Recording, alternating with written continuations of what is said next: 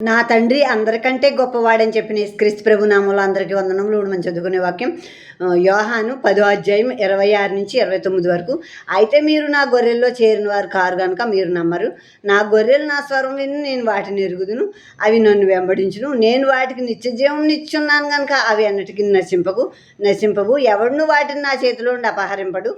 వాటిని నాకు ఇచ్చిన నా తండ్రి అందరికంటే గొప్పవాడు కనుక నా తండ్రి చేతిలో నుండి ఎవరిని వాటిని అపహరింపలేడు. మీరు నా గొర్రెల్లో చేరిన వారు కారు కనుక అంటున్నారు యేసుక్రీస్తు. అంటే ఆయన మాట వినని వాళ్ళు, ఆయన విశ్వసించని వారు ఆయన గొర్రెల్లో చేరిన వారు కాదు. ఎందరో ఆయన చేసిన కార్యాలు చూస్తారు, ఆయన మేలు ఉపకారాలు పొందుకుంటారు, మళ్ళీ మర్చిపోతూ ఉంటారు, వదిలిపెట్టేస్తూ ఉంటారు దేవుణ్ణి. అంటే వాళ్ళు ఇంకా గొర్రెల్లో చేరిన వారు కాదు. ఎందరో తృణీకరించినా వ్యతిరేకించినా వద్దు దేవుడు అనుకున్నా వాళ్ళు ఏదో ఒక రోజున దేవుడిని తెలుసుకుని దేవుడిని యేసుక్రీస్తు ప్రభువులోకి వస్తూ ఉంటారు. అంటే అసలు దేవుడు ఎన్నికలో ఎవరుంటారో వాళ్ళే ఆయన దగ్గరికి వస్తారు.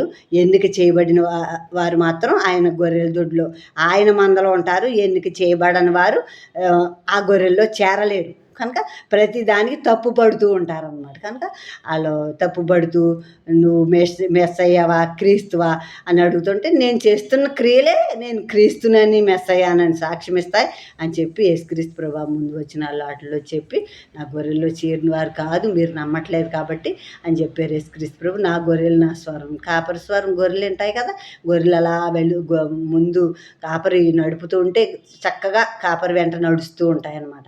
ఒకసారి నేను పడుకుని ఉండగా రాత్రి కళ వచ్చింది. కళలో అప్పటికి ఇంకా పూర్తి మంచి విశ్వాసంలో లేను కానీ కొంచెం ప్రార్థన ఉంది.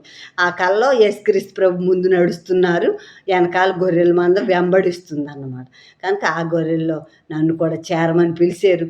నా ప్రియుడైన యేసయ్య పిలుపుకి లోబడి నేను ఆయన గొర్రెల్లో ఒక గొర్రెగా ఆయన ప్రేమను ఆయన కృపను పొందుకున్న దానిగా ఈరోజు నేనున్నాను. ఈ గొప్ప రక్షణ నాకు ఇచ్చిన నా దేవునికి నా యేసయ్యకే నా స్తుతులు వందనాలు కృతజ్ఞతలు.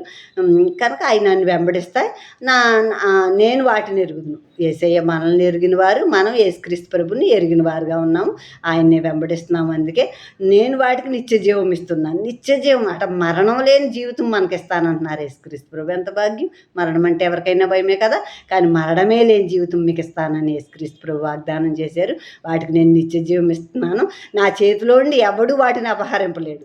యేసే చేతుల్లోకి వెళ్ళిపోయామంటే ఇంకెవడో అపహరింపలేడు, మనల్ని మోసపుచ్చలేడు. కనుక వాటిని నాకు ఇచ్చిన నా తండ్రి అందరికంటే గొప్పవాడు. తండ్రి అయిన దేవుడు అందరికంటే గొప్పవాడు అన్నమాట. ఈ లోకంలో నామాలన్నిటికంటే గొప్ప నామం తండ్రి గారిది, తర్వాత యేసుక్రీస్తు ప్రభుది.